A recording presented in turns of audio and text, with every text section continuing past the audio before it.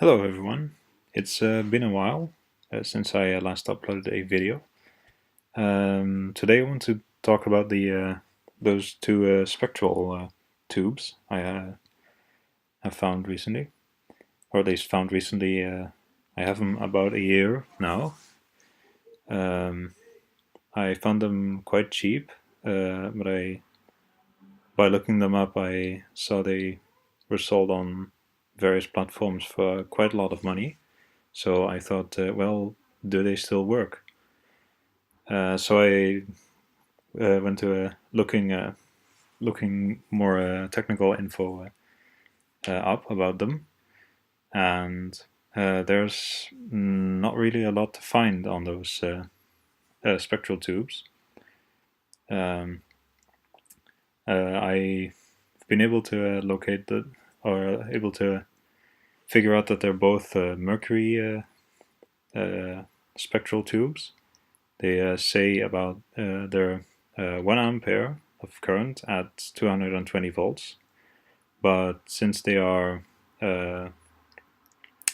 gas discharge tubes, they need to be connected in series with a ballast to limit the current, or else they will be overloaded and be destroyed in the process of powering them up. So that I will need to figure out myself what kind of ballast I need to hook up to these in order to let them function. At least I've got the lead of I need 1 ampere of current. So uh, we'll see about connecting them up. So what I've figured out is that they have a type of socket called a pico 9 socket. It sounds exotic, but it's actually pretty much the same socket as those 9-pin noval vacuum tubes from the 60s. It has a large gap right there. And these two, pin 2 and pin 8, are connected to the arc tube inside. And the internal wiring of the spectral tube is like this. There are two main electrodes which support the arc when the lamp is running, and there's this auxiliary electrode which enters through the side of the tube. That auxiliary electrode is connected via a resistor to the other wire feed through, and when there's the mains connection is applied across the tube, the large gap is too big in order for the arc to start. So what happens is current flows through the resistor towards the small gap. An arc can form across there because the voltage is high enough to break down the gas inside between those two electrodes. This will create a tiny discharge because of the current being limited by the resistor. And this small discharge will initiate the main discharge between the two main electrodes. It's pretty much the same kind of setup as in those high pressure mercury lamps. So yeah, this is how it's wired up, what the pinot is. Let's see it in operation. Oh, first I'm going to explain the wiring diagram. So the circuit I've come up with is this, where you have the mains connections right here. the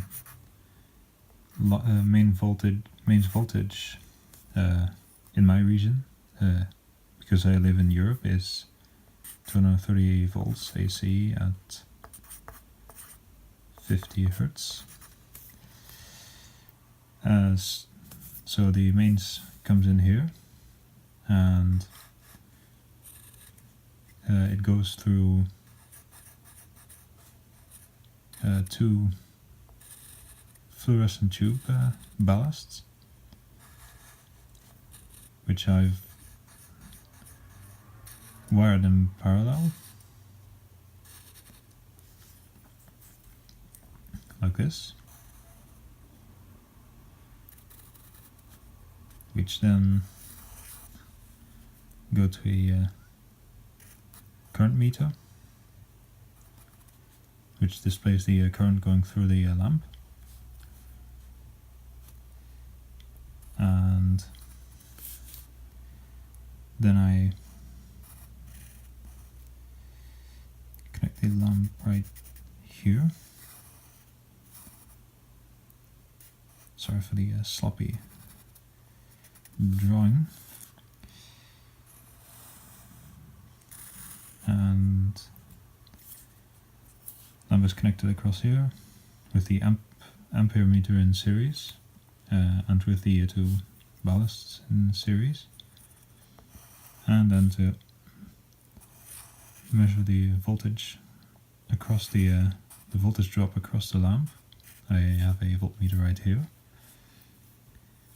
So these two ballasts, let's see, one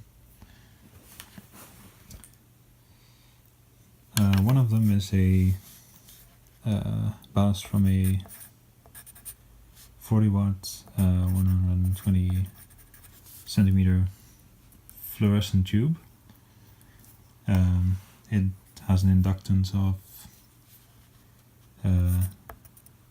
I measured the inductance to be 0.764 henries, and the second ballast is a ballast for an 18 watt fluorescent tube,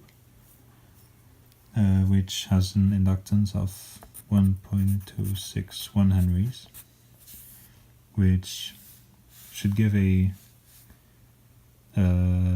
total inductance of the parallel combination of about 0.476 henries. So in total there's about 0.476 henries in series with the lamp to limit the current to the 1 ampere. First I tried using the just the 40 watt ballast, but the current was about 0.6 amps, so just a bit too low for the spectral lamp to operate properly. So I added this one in parallel, and it also seemed to the ballast seemed to heat up a bit more slowly, since from just about a minute of running the ballasts were still both of them connected in parallel, both of them are still cold. I don't know if the spectral lamps have a specific duty cycle, whether they can be run for long periods of time or whether they can only be run for a short while. Anyway, I haven't tested the setup right like this, whether it will get hot or anything during a long period of operation. So, well, let's show the circuit and show the lamp in operation. This is the setup I've built. It consists of two of those ballasts from two fluorescent tube units, and currently I don't have the lamp plugged in into the tube socket, so the meter here is registering the open circuit voltage from the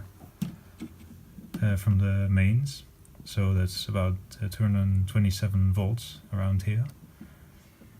This one is set to measure AC current in amperes.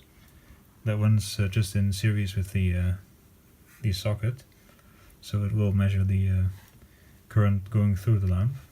This one is the voltmeter is connected in parallel to the lamp, which will be plugged in right there. So it will show the voltage across the lamp. So I've just plugged the bulb into its socket. So now I'm going to energize it.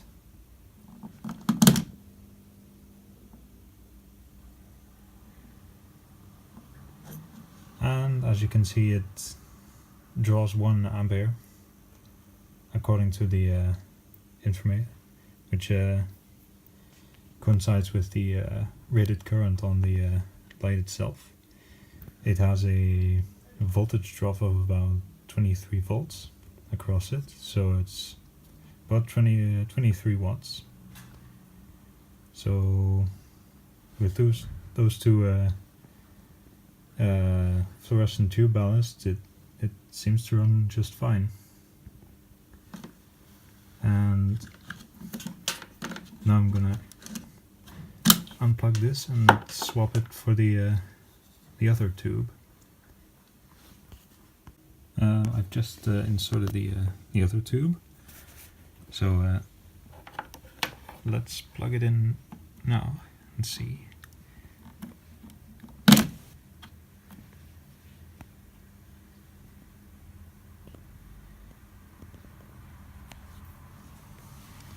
Okay, it's this one has slightly higher current, slightly lower voltage drop across it.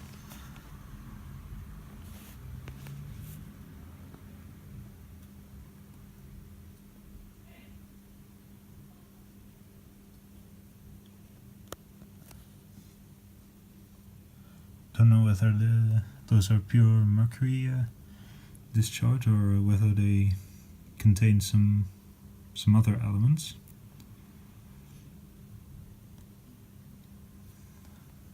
Its voltage drop is about 23 volts, 1.031 amperes. So at least in this setup, it seems to run fine.